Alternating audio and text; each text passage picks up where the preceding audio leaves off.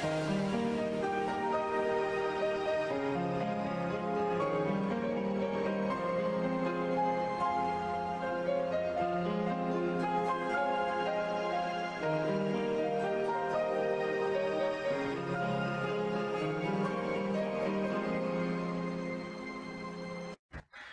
আমি তোমাকে কিছু কথা বলতে চাই। জি ভাইয়া বলেন। কি করে যে বলবো বুঝতেছি না। ভাইয়া আমি কিছুদিন যাবতই দেখছি আপনি আমাকে ফলো করছেন, এমন আমতা আমতা না করে কি বলবেন বলে ফেলেন। শোনো নাজাবিন, আমি তোমাকে অনেক পছন্দ করি।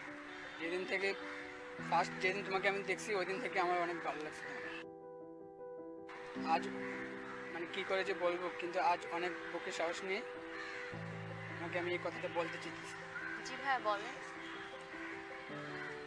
আমি তোমাকে অনেক ভালোবাসি। I love you. হোয়াট? ভালোবাসা বলছেন? ভালোবাসার মানে জানেন? কি যোগ্যতা আছে আপনার? আমার বাবার কাছে যে কিসের যোগ্যতা দেখাবেন? এখনকার যুগে এই সস্তা ভালোবাসার কোনো দাম নেই, বুঝলেন?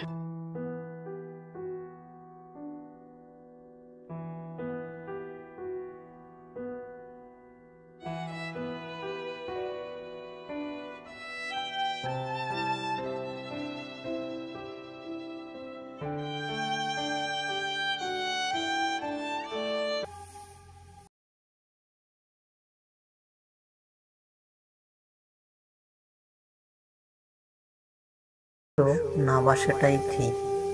কি যোগ্যতা আছে? বছরের পর বছর ধরে ছেলেটা একলাই ভালোবেসে গেছে মেয়েটাকে। না, পাওয়ার জন্য নয়, মেয়েটাকে ভালোবাসতেই কেন যেন ভালো লাগে ছেলে।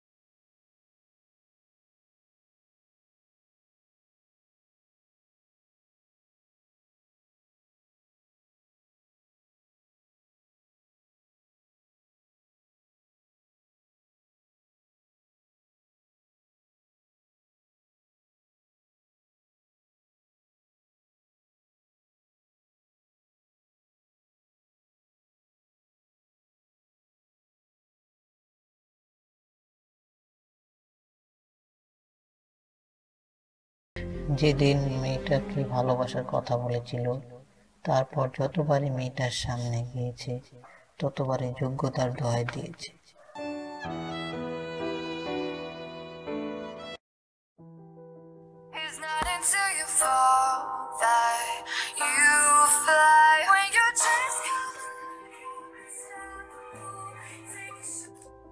Unknown number.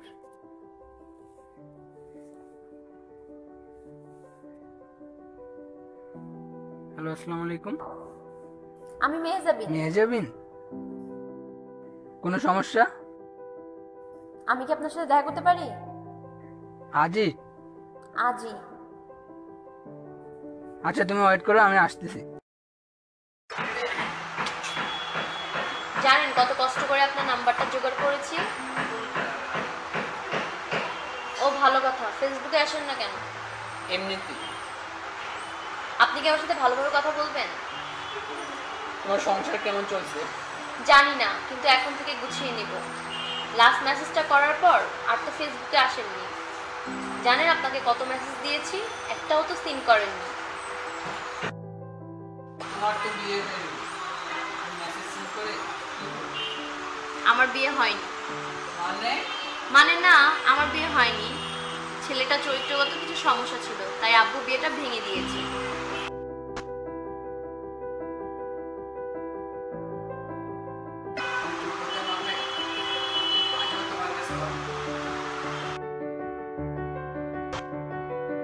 আমি যোগ্য মানুষ চাই না, আমি যোগ্য ভালোবাসা চাই। আর আমি জানি